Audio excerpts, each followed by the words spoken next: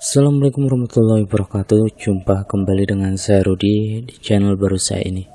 Pada kesempatan kali ini seperti biasa saya akan kembali lagi untuk membawakan sebuah kisah misteri yang tentunya semoga saja dapat menghibur kalian semua.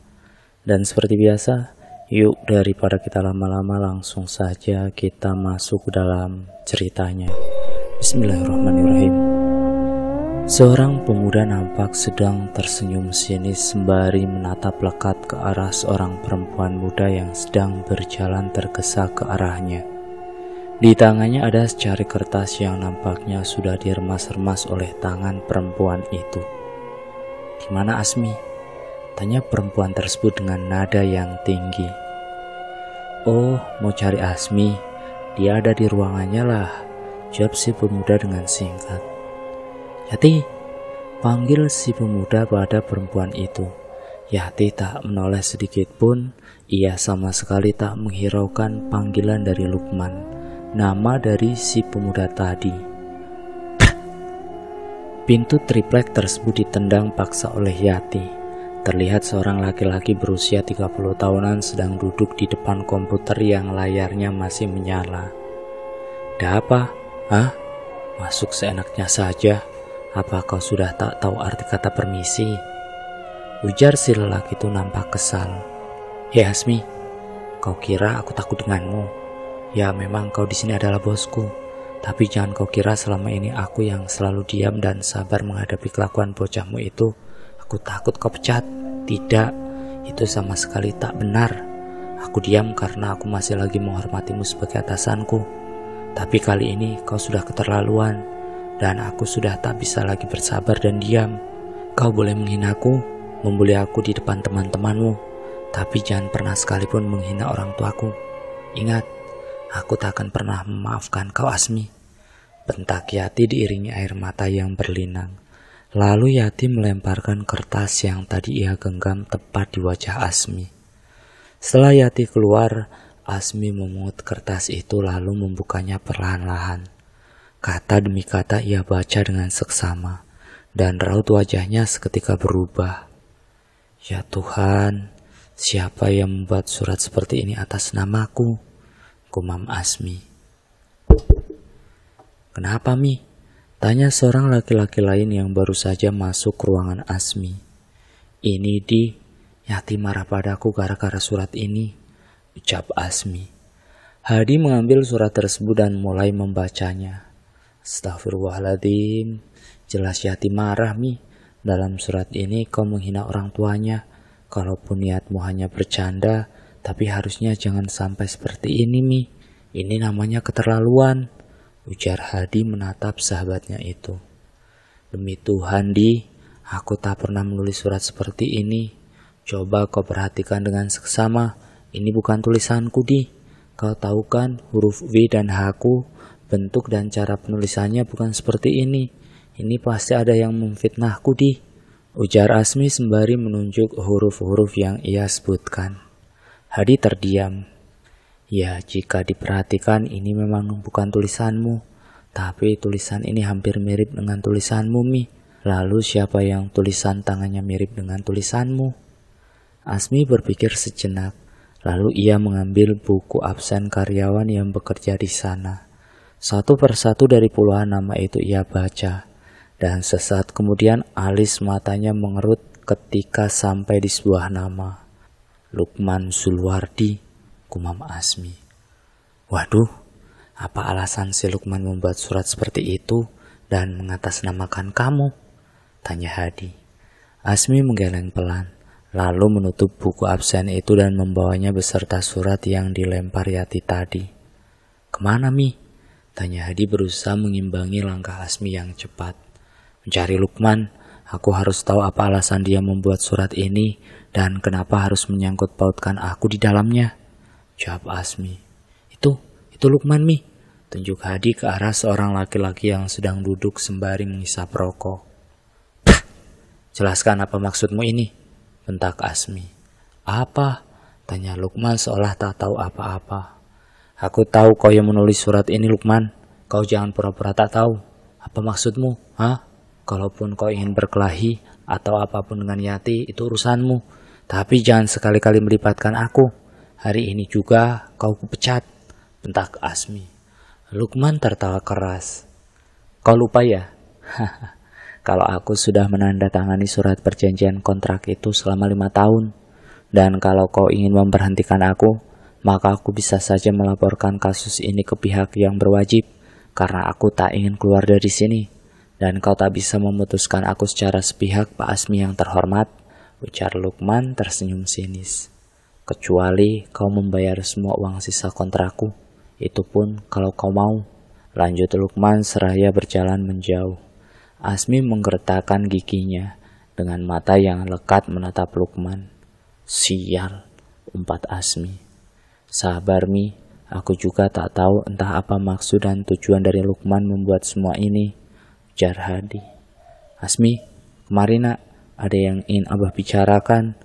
Panggil seorang laki-laki paruh baya yang mengenakan peci dan memegang tasbih di tangannya itu. Asmi mendekat dan duduk di depan ayahnya. Ada apa, Bah?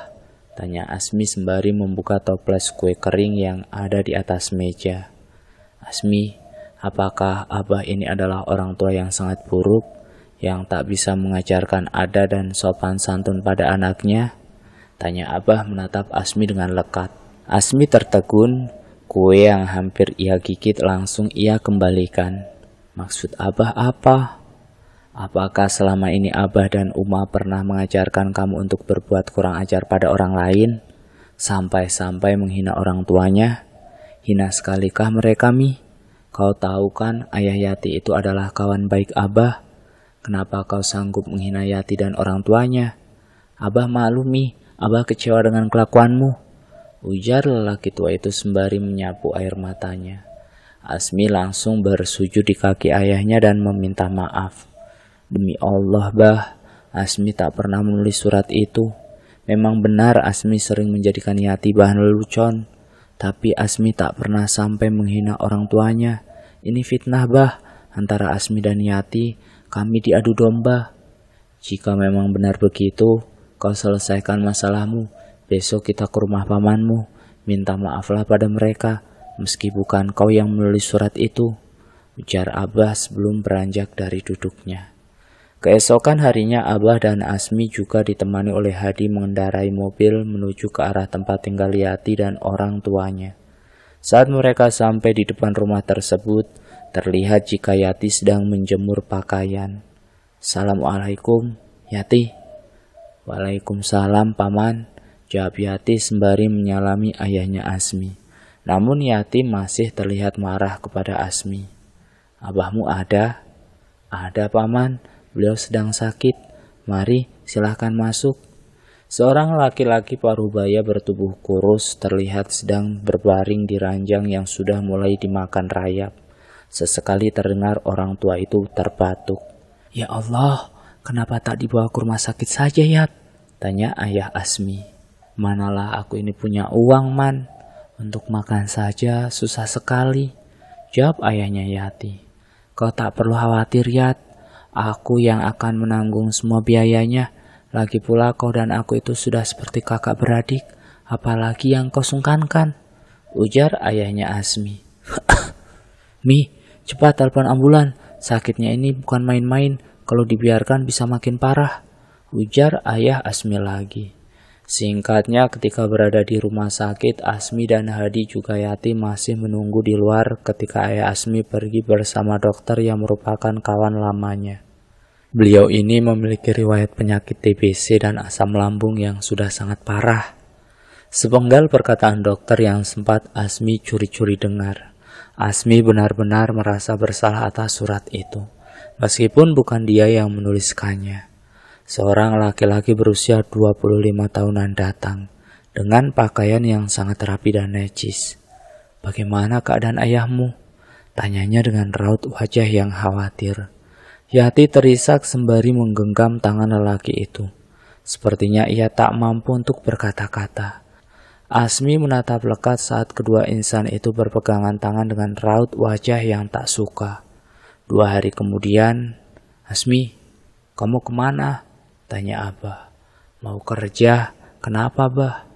Tolong temani aku ke rumah sakit menjenguk pamanmu, ujar Abah.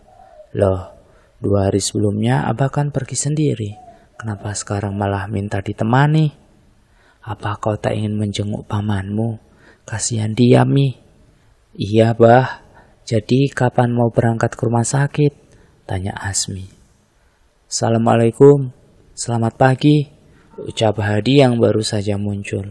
Waalaikumsalam warahmatullahi wabarakatuh, jawab keduanya.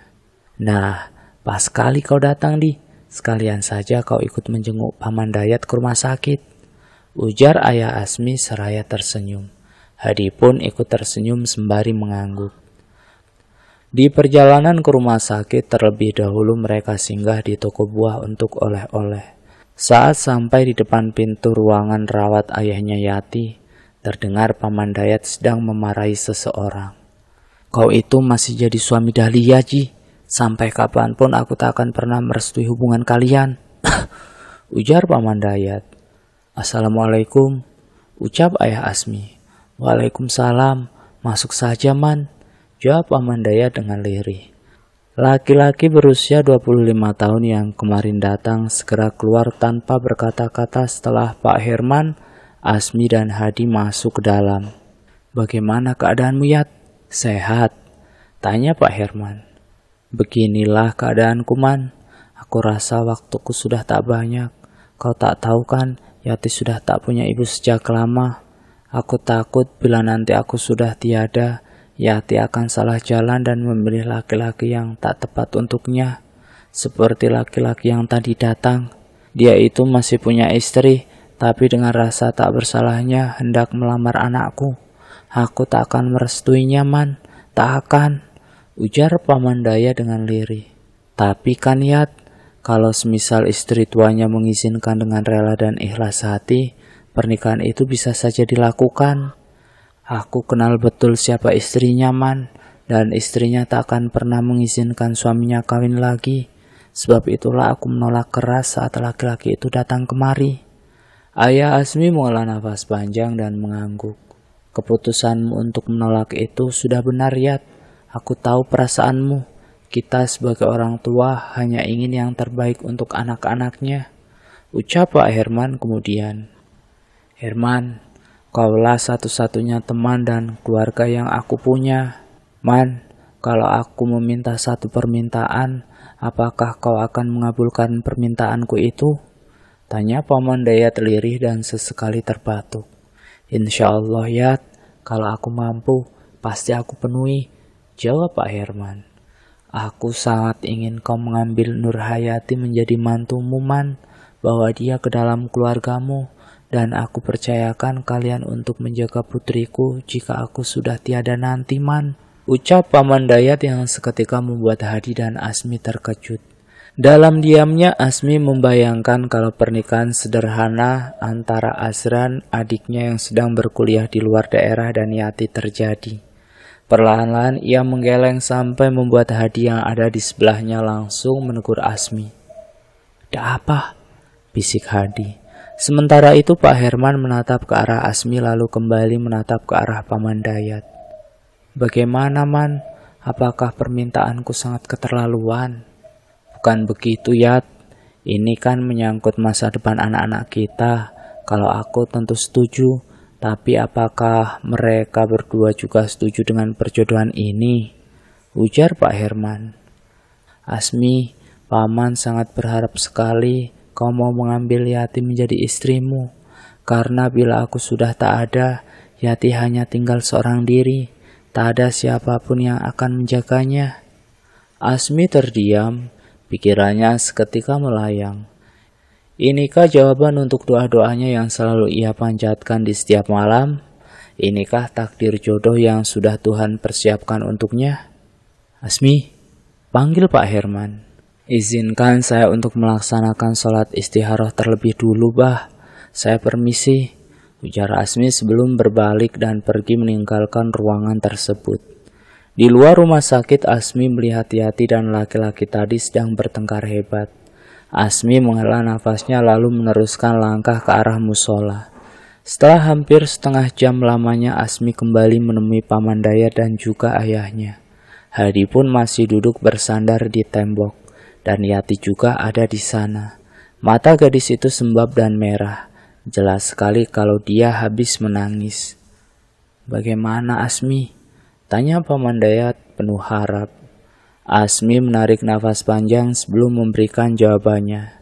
"Saya percaya semua ini sudah ditakdirkan oleh Allah untuk saya, dan saya bersedia menjadikan Nur Hayati sebagai istri. Dengan itu pula, saya terima semua kekurangan serta kelebihannya, tapi dengan syarat dia juga harus menerima saya dan segala kekurangan saya dengan ikhlas hati," ucap Asmi dengan wajah menunduk. Yati menatap lekat ke arah Asmi. "Tidak, Bah, aku tak mau," ujar Yati menggenggam erat tangan ayahnya. "Asmi, terima kasih sudah mau memenuhi keinginan paman yang terakhir ini. Aku sudah cukup bahagia mendengarnya. Tak apa jika Yati tak mau menuruti keinginanku. Aku maklum, karena kematianku sudah mereka tunggu sedari lama agar mereka berdua bisa menikah. Biarlah kalau memang itu keinginan mereka," ujar Paman Dayat lirih seraya melepaskan genggaman tangan Yati lalu berusaha bangun dari tempat tidur. Paman mau kemana? Paman masih lemah untuk bangun," ujar Asmi. "Biarlah Paman mempercepat kematian ini, Asmi, agar Yati bisa berbahagia dengan pilihannya," jawab Paman Dayat tertahan. "Bah, Yati akan menikah dengan Asmi, Bah," kata Yati terisak. Paman Dayat tersenyum. "Benarkah?" "Iya, Abah, aku bersedia menikah dengan Asmi. Tolong maafkan Yati, Bah. Selama ini Yati sudah menyakiti hati Abah," ucap Yati. Ijab kabul antara Asmi dan Yati dilaksanakan di kamar rumah sakit tersebut. Disaksikan Pak Herman, Pak Dayat, Hadi dan juga beberapa perawat. "Ya Allah, jika ini memang takdirku, tanamkanlah rasa sayangku terhadap wanita yang sudah menjadi istriku ini, dan berikan aku kekuatan untuk menghadapi segala macam ujian rumah tangga kami," batin Asmi. Dan seminggu setelah itu keadaan Paman Dayat semakin memburuk. Sekitar pukul 3 subuh beliau menghembuskan nafas terakhirnya. "Yati, sebagai suamimu, aku wajib menjaga dan menafkahimu, dan kau pun wajib menuruti apa yang kukatakan. Mulai hari ini, kau ikut aku pulang ke rumahku," ucap Asmi. Tanpa banyak bicara, Yati langsung membereskan pakaian-pakaiannya, lalu berjalan ke arah mobil Asmi yang terparkir. Baru 2 hari setelah kepindahan Yati ke rumah Asmi tersebut, hal-hal aneh mulai bermunculan. Yati mendadak sakit. Tenggorokannya terasa sangat gatal kering.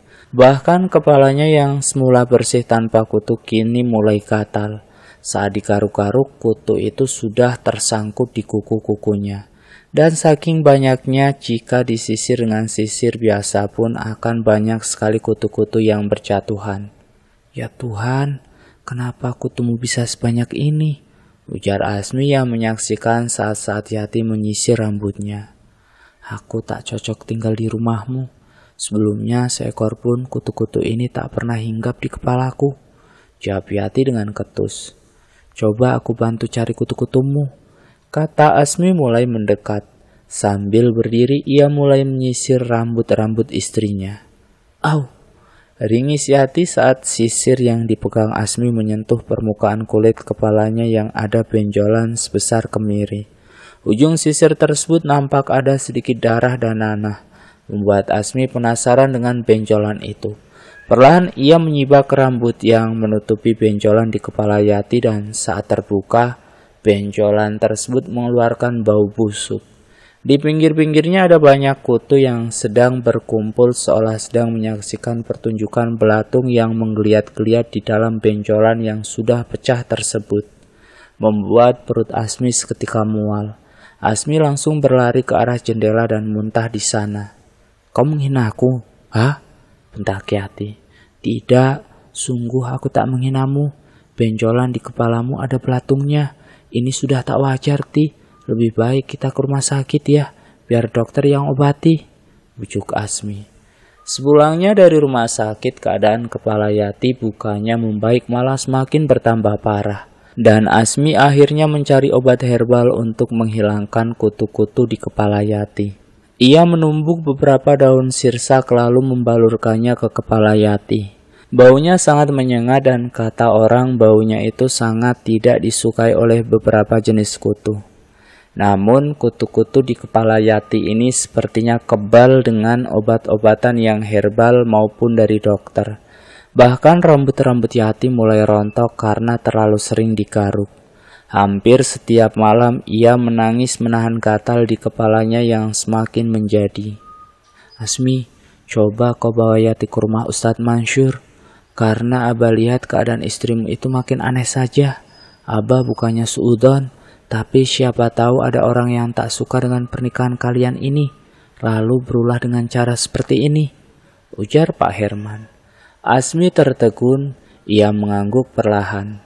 Baiklah Bah, hari ini Asmi akan bawa Yati bertemu Ustadz Mansur, ucap Asmi sebelum berangkat kerja. Sementara itu di tempat kerja laki-laki Lukman membuat masalah. Dan kali ini kesalahannya sudah sangat fatal sekali untuk dibiarkan. Ia menghasut klien besar untuk tak bekerja sama dengan Asmi. Dan juga sudah memukuli Hadi sampai babak belur dikarenakan Hadi sudah menegur perbuatannya itu. Perbuatanmu itu sudah sangat keterlaluan. Kau tak saja merugikan bisnis ini, tapi kau juga sudah memukuli sahabatku. Bentak Asmi seraya mendorong tubuh Lukman hingga terjatuh. Lukman tersenyum sinis. Tujuanku dari awal datang kemari memang untuk melihat kau hancur Asmi. Usahamu, keluargamu, dan kau harus merasakan rasanya ditinggal oleh kawan-kawanmu saat kau sudah tak punya, ujar Lukman dengan tatapan sinisnya. Bajingan kau, umpat Asmi yang langsung saja menghajar Lukman sampai terkapar tak berdaya. Akibat kejadian itu, Asmi dibawa ke kantor polisi. Tapi untungnya ada Hadi yang memberi kesaksian atas kejadian pemukulan tersebut yang sebenarnya. Beberapa klien lain memutus kerjasama dengan kita, Mi, ucap Hadi sambil sesekali meringis karena luka-lukanya yang disebabkan oleh Lukman. Akhir-akhir ini banyak sekali masalah yang harus kuhadapi, Di. Mulai dari penyakit istriku, sampai usahaku yang sudah berada di ambang kehancuran, ujar Asmi terdengar putus asa. Aku turut prihatin, Mi, tapi kudoakan semoga kau kuat dan tegar menghadapi ujian dari Allah ini. Insya Allah di balik semua ini, Allah sudah menyiapkan suatu hal yang sangat indah untukmu dan keluarga, ucap Hadi. Amin, insya Allah, balas Asmi. Sesampainya mereka di rumah, nampak ada sebuah mobil mewah terparkir di halaman. Hadi dan Asmi berjalan masuk dalam rumah. Terlihat Pak Herman sudah berdarah-darah akibat dipukuli oleh seorang laki-laki yang merupakan mantan kekasih dari Yati. Bagus kau sudah datang. Tua bangka ini tak mau memberikan apa yang sudah lama menjadi hakku, ujar laki-laki itu. Abah, ya Allah, Hadi, telepon ambulan Di, cepet Di, ujar Asmi panik sekali. Dengan tergesa Hadi segera berjalan ke arah telepon rumah yang ada di atas meja. Tak lama kemudian ambulan akhirnya datang. Saat beberapa orang mengangkat tubuh Pak Herman untuk membawanya menuju ambulan, Asmi menunjuk wajah mantan kekasih Yati. Kau tunggu, ujarnya. Setelah ambulan pergi membawa Pak Herman yang didampingi oleh Hadi, Asmi segera masuk dalam rumah. Tanpa babi bu lagi, ia langsung menampar wajah laki-laki itu secara berulang-ulang. Ini untuk balasan kau yang telah menyakiti ayahku, bentak Asmi dengan wajah yang merah padam. Saat melihat laki-laki tersebut sudah tak berdaya, Asmi menatapnya dengan lekat lalu menunjuk ke arah wajah si mantan kekasih istrinya. Kau datang kemari untuk mencari istriku. Apakah kau sudah lupa kalau Nur Hayati binti Dayat sudah sah menjadi istriku? Asal kau tahu, aku tak akan melepaskan Yati sampai kapanpun. Dan harusnya kau itu sadar, kalau kau sudah mempunyai istri, urus keluargamu sendiri, jangan sibuk mengganggu rumah tangga orang lain, bentak Asmi. Sekarang juga kau keluar dari rumahku, teriak Asmi menggelegar. Bila aku tak bisa mendapatkan Yati, maka jangan harap kau bisa hidup bahagia dengannya, ancam laki-laki itu. Asmi mendengus kesal, ia membuang muka dan sama sekali tak mau menatap mantan pacar dari istrinya tersebut. 3 hari setelahnya malam itu Asmi baru saja pulang dari rumah Ustadz Mansur. Tapi di tengah jalan yang gelap dan sepi mobilnya tiba-tiba mati. Saat diperiksa di bagian mesin mobil ada segumpalan rambut panjang di sana. Namun Asmi yakin kalau penyebab matinya mesin mobil itu bukan karena rambut tersebut. Lalu ia melemparkan rambut itu ke pinggir jalan, lalu berusaha mencari tahu penyebab mogoknya mobil tersebut. Sayup-sayup Asmi mendengar suara seorang tengah bernyanyi dengan sesekali diiringi suara tawa yang membuatnya merinding. Dari mulutnya Asmi tak lepas-lepas membaca doa. Akan tetapi suara itu justru semakin dekat dan dekat. Bisikan halus hampir saja membuat Asmi terhipnotis. Namun ia masih mampu untuk melawan bisikan-bisikan tak berwujud itu dengan zikir yang tak pernah putus ia bacakan. Dari kejauhan ada sorot lampu mobil lain yang mendekat ke arahnya. Asmi tersenyum senang kala itu. Namun ketika ia berdiri di tengah jalan untuk memberhentikan mobil tersebut malah melaju dengan kecepatan yang sangat tinggi ke arahnya. Andai Asmi tak langsung mengelak, mungkin ia akan tertabrak oleh mobil itu. Dan hal itu terjadi sampai berulang-ulang kali. Dan ada 2 orang sopir truk yang mengatakan kalau Asmi adalah hantu, yang tentu saja membuat Asmi bingung. Sementara di rumah, Pak Herman yang sedang berbaring di dalam kamar tidurnya mendengar suara teriakan Yati dari arah luar. Pak Herman bergegas bangun dan dengan kepala yang masih agak pusing, beliau keluar dari kamar. Di bawah meja kompor Yati sedang memakan sampah yang ada di dalam plastik. Ia mengeluarkan suara seperti anjing yang kelaparan. "Yati," panggil Pak Herman. Tak ada jawaban. "Yati, ini Abah nak, kamu sedang apa di situ?" Hening. Yati dengan rambut terurai dan dipenuhi sisa-sisa sampah basah di sekitaran mulut dan wajahnya menatap lekat Pak Herman. "Tua bangka," umpat Yati. Namun suaranya terdengar berat dan serak, tidak seperti suara Yati yang biasanya yang lembut dan halus. "Astagfirullahaladzim," ucap Pak Herman. Yati berdiri, langkahnya seperti diseret. "Abah, ada apa?" tanya seseorang dari arah belakang. Saat Pak Herman menengok, rupanya itu adalah Yati. "Yati?" "Iya, Abah panggil saya?" tanya Yati. "Iya, tadi Abah kira kau di sini," jawab Pak Herman seraya memegangi kepalanya yang terasa pening. "Tadi saya ke kamar mandi, Bah, keramas." "Sini, Bah, Yati bantu," ujar Yati lagi sembari memegangi lengan laki-laki tua tersebut lalu mengantarnya menuju kamar. Saat Yati berada di sebelahnya, Pak Herman mencium bau yang sangat tak enak dari kepala Yati. "Bagaimana keadaanmu, nak? Sehat kan?"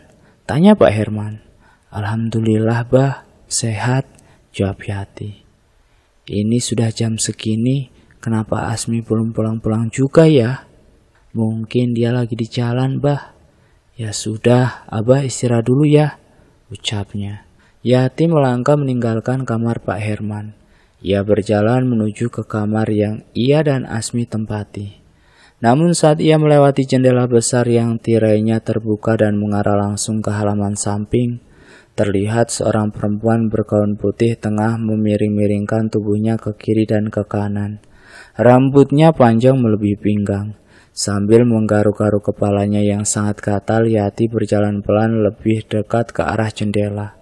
Ia ingin tahu apa yang sebenarnya dilakukan oleh si perempuan tersebut. Semakin diperhatikan, perempuan di luar itu semakin bertingkah aneh. Beberapa kali ia melakukan pergerakan pinggang maju mundur dan berputar-putar lalu kemudian kayang, sampai kepalanya benar-benar menyentuh tanah. Dalam keadaan masih kayang, perempuan itu berjalan dengan sangat cepat ke arah jendela. Kepalanya membentur kaca jendela dengan sangat keras, membuat Yati seketika mundur dan menjauh. Kakinya benar-benar lemas, bahkan jantungnya terasa hampir meledak. Sambil berteriak, Yati berlari ke arah kamar Pak Herman. Bah, tolong Yati, bah, teriak Yati. Halo, halo. Ah, sial, ujar Asmi yang masih berusaha menelpon Hadi. Sinyal di daerah tersebut rupanya hilang-hilang membuat Asmi kesusahan untuk menghubungi sahabatnya si Hadi. Di, kau bisa tolong aku, Di? Mobilku mogok di jalan ini, Di, yang bekas tabrakan beruntun itu. Aku sekarang berada tak jauh dari lokasi tabrakan tersebut. Ini pesan SMS yang dikirim oleh Asmi untuk Hadi. Malam semakin larut. Jalanan itu mulai dipenuhi kabut. Beberapa truk masih terlihat melintas dengan kecepatan tinggi. Asmi duduk di dalam mobilnya sambil meminum air mineral yang ada di dalam botol. Sekitar hampir setengah jam ada sebuah mobil yang berhenti tepat di depan mobil Asmi. 2 orang lelaki keluar dengan membawa tongkat besi. Asmi yang sudah bersiap siaga segera keluar dari mobilnya, menghadang 2 pria tersebut. Perkelahian tak seimbang pun terjadi. Asmi kewalahan mempertahankan dirinya, sehingga beberapa pukulan tongkat besi tersebut tepat mengenai tulang kering dan punggungnya. Namun untungnya suara klakson yang dibunyikan berulang-ulang oleh mobil di belakang mampu membuat kedua orang itu melarikan diri dan melaju dalam kegelapan malam. Hadi segera keluar dari mobilnya dan berlari menghampiri Asmi yang berusaha berdiri. Maaf Mi, aku ketiduran. Untung saja saat aku mau ke kamar mandi, aku cek HP dan membuka isi pesanmu. Makanya aku buru-buru kemari. Ya Tuhan, apa mereka itu tadi perampok? Kau ingat nomor platnya? Ujar Hadi. Bawa aku pulang, Di. Aku mau pulang. Asmi enggan menjawab pertanyaan Hadi, karena ia sendiri pun tak tahu niat sebenarnya dari 2 orang tadi. Yakin mau pulang? Keadaanmu begini loh. Kita ke rumah sakit saja dulu ya. Dan setelah luka-lukamu diobati, barulah aku akan mengantarmu pulang. Bujuk Hadi. Tak usah, Di. Aku mau pulang saja. Perasaanku tak enak, aku takut terjadi sesuatu di rumah, ujar Asmi. Hadi mengangguk, lalu membantu Asmi untuk berjalan menuju mobilnya. Sebentar ya, aku ambil barangmu di dalam mobil dulu, ujar Hadi sebelum berlari ke arah mobil Asmi. Raut wajah Asmi nampak sangat khawatir.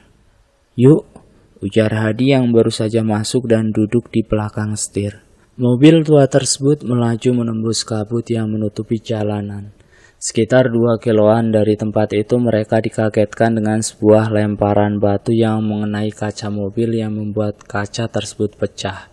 Hadi membunyikan klaksonnya berulang-ulang kali. Namun saat akan berhenti, Asmi mencegahnya. Tak usahlah Di, teruskan saja. Tapi ini keterlaluan Mi, kaca mobilku pecah. Pasti orang yang melempar batu itu ada di dekat-dekat sini. Kubilang jangan. Lebih baik segera tancap gas dan antar aku pulang. Aku khawatir kalau Abah dan istriku kenapa-napa di rumah, ujar Asmi. Setelah sampai di halaman rumah Asmi, Hadi segera membantu Asmi untuk berjalan ke arah pintu. Yati, Abah, Mang, teriak Asmi beberapa kali. Namun sama sekali tak ada jawaban dari dalam rumah. Sebentar, biar ku cek bagian belakang. Siapa tahu si Amang lagi ngopi, ujar Hadi lalu berlari ke arah belakang menuju kamar dan dapur kecil milik Amang yang menjaga rumah Asmi. Namun kamarnya kosong dan terkunci dari luar. Tak ada orang, kamar Amang terkunci. Coba kau telepon Yati Mi, ujar Hadi. Asmi merogoh sakunya, kemudian mengeluarkan HP-nya. Namun betapa kecewanya Asmi begitu tahu HP-nya sudah rusak karena mungkin saat ia dipukuli tadi HP-nya terkena pukulan dari tongkat besi. HP-ku rusak. Coba kita dobrak saja Di. Dobrak? Masuk akal Mi. Ini pintunya kayu bukan sembarang kayu, tapi ulin. Salah-salah tulangku yang patah kalau memaksa mendobrak pintu rumahmu ini, ujar Hadi. Tak habis akal dengan tertatih, Asmi menuju ke arah jendela kamar ayahnya. Berulang-ulang kali ia memukul kaca jendela itu dengan kayu, yang menimbulkan suara gaduh. Bah, ini Asmi bah, buka pintunya bah, teriak Asmi. Mi, pintunya sudah dibuka, teriak Hadi. Pak Herman terlihat pucat dengan keringat yang membasahi pelipisnya. Yati, Mi, Yati. Kenapa, Bah? Ada apa dengan Yati? Di dalam kamar, coba kau lihat sendiri. Dia seperti orang kerasukan. Beberapa kali aku ditendangnya, Mi, ujar Pak Herman. Hadi dan Asmi segera berlari ke arah kamar. Nampak pintu kamar itu Pak Herman halangi dengan tongkat, mungkin agar Yati tak bisa keluar. Terdengar teriakan melengking dari dalam kamar. Kadang terdengar seperti orang marah dan sesekali terdengar seperti rintihan pilu. Yati, panggil Asmi seraya menempelkan telinganya ke pintu. Kembalikan, kembalikan, teriak Yati melengking dari dalam kamar.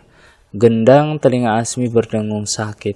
Suara itu seakan-akan menusuk jauh ke dalam telinganya menciptakan dengungan dan rasa sakit yang teramat sangat. Telinga kau berdarah, Mi, ujar Hadi. Dengan raut wajah meringis, Asmi menyapu telinganya.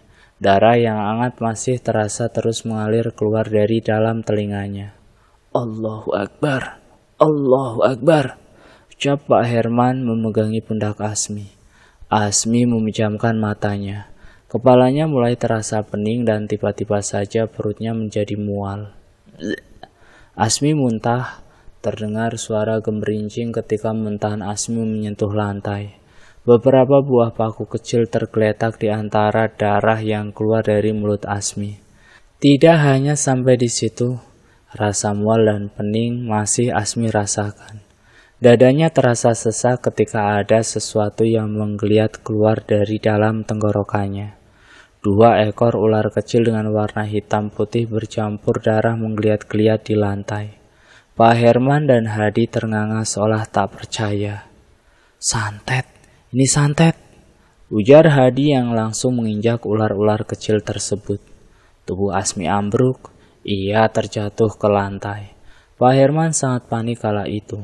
Tak henti-hentinya ia terus berdoa. Sementara Hadi berlari keluar rumah. Ia bermaksud untuk memanggil Ustadz Mansur. Namun baru sampai di depan pintu mobilnya, Hadi melihat penampakan seorang perempuan di bawah lampu teras tengah menggerakkan bagian pinggang ke atas, maju mundur dan berputar sebelum akhirnya kayang dengan kepala yang menyentuh tanah. Makhluk itu berlari ke arah Hadi. Namun dengan gerakan refleks, Hadi langsung masuk dalam mobil dan menghidupkan mesinnya. Saat ia menoleh lagi ke arah rumah Asmi, terlihat sebuah bola api melayang dan hinggap di salah satu sudut atap rumah Asmi. Ya Allah, ya Tuhanku, lindungilah Asmi dan keluarganya, ucap Hadi sebelum melajukan mobilnya menuju ke tempat tinggal Ustadz Mansur. Adzan subuh sudah hampir berkumandang ketika Hadi dan Ustadz Mansur tiba di rumah Asmi. Pak Herman masih tersadar, namun keadaannya sudah benar-benar parah dengan luka pukulan di bagian wajah dan perutnya. Ruangan itu dipenuhi dengan bekas tapak kaki yang berdarah-darah. Pintu kamar yang digunakan untuk mengurung Yati terbuka. Tongkat yang sebelumnya digunakan untuk menahan pintu agar tak terbuka rupanya sudah patah. Sementara Asmi masih tak sadarkan diri. Tubuhnya sangat dingin dan denyut nadinya juga sangat aneh. Dengan air mata yang masih merembes, Hadi berusaha menelpon rumah sakit agar secepatnya mengirimkan ambulan untuk Asmi dan Pak Herman. Sementara itu Ustadz Mansur berjalan pelan ke arah sudut rumah yang lampunya sudah pecah dan menyisakan serpihan yang berhamburan di lantai. Ustadz Mansur terus berzikir saat melihat sosok perempuan yang sebelumnya juga sudah pernah menampakkan diri pada Hadi. Perempuan itu memutar kepalanya ke belakang lalu menyeringai menakutkan. Dengan kepala yang masih memutar ke belakang, sosok perempuan itu kemudian membungkukkan tubuhnya. Lidahnya menjulur sangat panjang dan besar, membuat Ustadz Mansur mundur beberapa langkah. Bismillahirrahmanirrahim. Allahu la ilaha illa huwal hayyul qayyum, la ta'khudhuhu sinatun wa la nawm, lahu ma fis samawati wa ma fil ard, man dzal ladzi yashfa'u indahu illa bi idnih, ya'lamu ma baina aydihim wa ma khalfahum wa la yuhituna bi syai'in min ilmihi illa bima syaa', Wasi'a kursus samawati wal arda wa la ya'uduhu hifdhuhuma wa huwal aliyyul azim. Lemari tempat menaruh koleksi piring-piring di sebelah Ustadz Mansur rubuh. Untung saja Ustadz Mansur masih bisa mengelak sehingga beliau tak tertimpa oleh lemari yang ambruk secara tiba-tiba. Dan anehnya perempuan yang tadi berdiri di sudut ruangan sudah tak ada lagi. "Keluar kau wahai iblis!" seru Ustadz Mansur. Tiba-tiba dari balik tirai terlihat pergerakan aneh. Ustadz Mansur melangkah pelan ke arah tirai. Lalu tiba-tiba, wush, angin panas menyapu wajahnya. Bau busuk menyengat tercium dari arah angin itu berasal. Di luar ambulan sudah sampai dan Hadi membantu untuk menggotong tubuh Asmi dan juga Pak Herman ke dalam ambulan, meninggalkan Ustadz Mansur seorang diri di dalam rumah tersebut. Lampu-lampu mati, rumah tersebut benar-benar dalam keadaan gelap gulita. Ustadz Mansur duduk di lantai dan mulai melantunkan ayat suci Al-Quran dengan mata yang tertutup. Jendela-jendela terbuka dan tertutup dengan sendirinya. Namun lama-lama terdengar seruan sholat dari arah masjid. Pertanda subuh sudah datang dan sebentar lagi matahari akan muncul. Wah. Bisikan-bisikan tak jelas kalimatnya terdengar di telinga kiri dan kanan Ustadz Mansur. Namun beliau tetap fokus hingga serpian kaca dari lemari itu tiba-tiba saja mengenai punggung beliau. Sosok perempuan tadi kembali muncul di hadapan Ustadz Mansur. Ustadz tadi berdiri. A'udzubillahi minasyaitonirrajim. Bismillahirrahmanirrahim. Allahu Akbar. Dilanjut dengan bacaan-bacaan lainnya, sosok perempuan itu mulai bereaksi. Allahu Akbar, ucap Ustadz Mansur seraya mendekati sosok perempuan tersebut. Kembalilah pada tuanmu dan jangan pernah mengganggu keluarga ini lagi, ujar Ustadz Mansur seraya mengibaskan tangannya yang masih memegang tasbih ke arah sosok perempuan itu. Rumah tersebut kembali hening dan tenang ketika sosok tadi menghilang. Lampu pun kembali menyala. Ustadz Mansur melangkah keluar dari rumah itu dengan sangat hati-hati, karena banyak kaca-kaca yang pecah dan berserakan di lantai. Ustadz Mansur berjalan ke arah halaman rumah dan di beberapa sudut beliau menemukan buntalan yang ditanam oleh seseorang. Alhamdulillah, ucapnya setelah membakar bantalan-bantalan itu ke dalam api. Sementara di sebuah jalan yang menuju ke arah rumah mantan kekasih Yati, beberapa orang yang baru saja pulang dari masjid menemukan Yati yang terkapar di jalanan. Mereka mengenali Yati. Entah bagaimana bisa Yati berjalan begitu jauh sampai ke tempat itu. Saat orang-orang membawanya ke rumah salah satu warga, tubuh Yati masih sangat lemas dan pucat. Ustadz Mansur masih duduk di teras rumah Asmi ketika mobil Hadi memasuki halaman.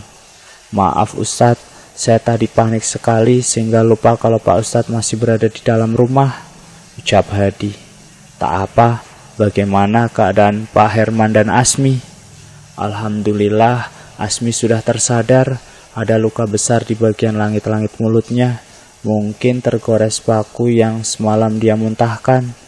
Kalau keadaan Bapak Herman, beliau mengalami retak tulang yang cukup parah, jawab Hadi. Ustadz Mansur menghela nafas panjang lalu tersenyum sembari memegang bahu Hadi. Insya Allah semuanya akan baik-baik saja. Amin. Insya Allah. Oh iya Pak Ustadz, bagaimana keadaan Yati? Tidak ada orang lain di dalam rumah selain aku, jawab Ustadz Mansur. Waduh, kemana perginya si Yati kira-kira ya Pak? Tenanglah, insya Allah Yati baik-baik saja dan dia pasti akan segera pulang ke sini. Tapi perlu kau ketahui Di, ada seseorang yang tak menyukai pernikahan Asmi dan Yati, terutamanya pada Asmi, karena orang ini merupakan mantannya Yati Pak Ustadz, potong Hadi dengan cepat. Ustadz Mansur tersenyum simpul. Sejak awal saya melihat laki-laki itu memang ada perasaan kesal, jengkel, emosi yang entah kenapa saya tiba-tiba rasa. Sudah kelihatan jelas tak tahu diri, sombong. Bahkan kemarin-kemarin itu Pak Herman sempat dipukuli olehnya. Bahkan dengan muka tak punya malunya itu dia mengancam Asmi. "Ingat saja nanti, kalau ketemu saya di jalan, pasti akan saya hajar sampai babak belur," ujar Hadi. Tahu salah menyimpan dendam tak ada gunanya. Sekarang ini yang perlu kita lakukan adalah mendoakan keluarga Asmi supaya diberi kesembuhan dan lekas pulih keadaan mereka, agar mereka bisa berkumpul lagi sekeluarga. Hadi menghela nafas, ia mengangguk. Betul yang Pak Ustadz katakan, biarkanlah Allah yang memberikan orang-orang itu ganjaran. Setelah mengantar Ustadz Mansur pulang, Hadi diberikan seteko air yang sudah didoakan oleh Ustadz Mansur. Beliau juga berpesan pada Hadi untuk segera setelah itu menyiramkan air tersebut mengelilingi rumah Asmi. Meski mengantuk, namun Hadi tetap melakukan apapun untuk sahabatnya tersebut. Sampai-sampai selama 2 hari ia juga menyusuri setiap jalanan untuk mencari keberadaan Nur Hayati.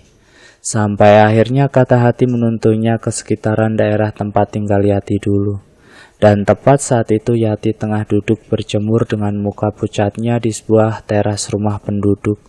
Hadi turun dari mobilnya dan menyapa Yati yang tengah duduk tersebut. Namun Yati hanya menatap Hadi sesaat lalu kembali melamun. Yati seperti orang yang tak ingat apa-apa. "Ada yang saya bisa bantu, Pak?" tanya seorang ibu-ibu yang keluar dari dalam rumah. "Ini Nur Hayati, istrinya Asmi, teman saya.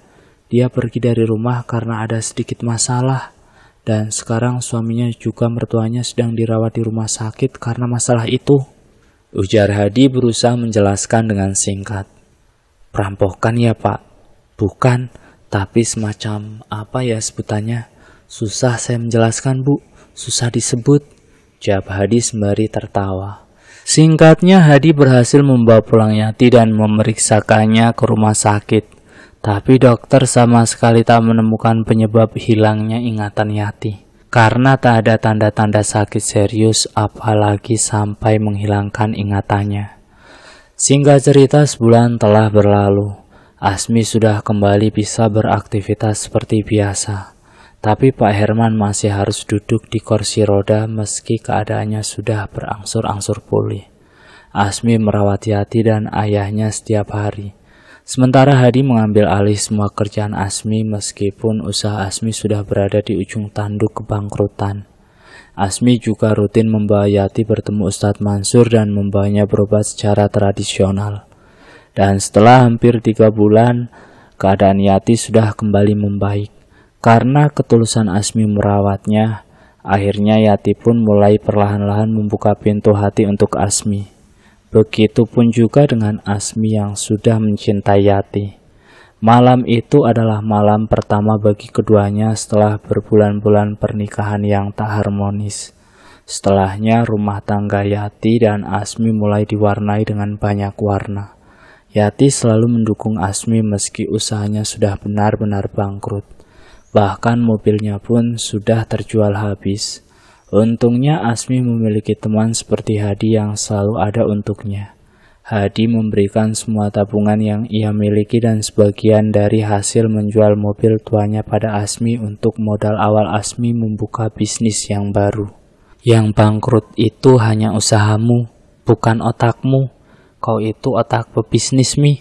Tak peduli sedalam mana kau terjatuh, kau pasti bisa naik lagi ke permukaan. Aku yakin itu, ujar Hadi sambil tersenyum. Terima kasih, Di. Sama-sama, tapi kau harus ingat, aku tak memberikan uangku secara cuma-cuma untukmu. Nanti kalau kau sudah sukses, kau wajib mengembalikan uang itu padaku, ujar Hadi seraya menepuk bahu Asmi. Usaha yang dirintis Asmi mulai menunjukkan hasil. Perlahan-lahan usahanya mulai berkembang dan maju. Dan dalam beberapa bulan saja ia sudah bisa mengembalikan modal yang diberikan oleh Hadi dulu. Dan kabar baik pun bertubi-tubi mendatangi Asmi. Istrinya hamil dan ayahnya sudah bisa berjalan normal lagi tanpa kursi roda. Beliau sudah sehat dan sangat bersemangat untuk menyambut cucu pertamanya lahir ke dunia. Dan selesai. Itulah sedikit cerita yang dapat saya sampaikan di kesempatan kali ini. Semoga dari cerita itu kita dapat mengambil pelajaran yang positif dari cerita itu. Terima kasih sudah mampir di channel baru saya ini. Jangan lupa tekan tombol like, share, dan komen. Tekan subscribe untuk mengikuti video kami selanjutnya.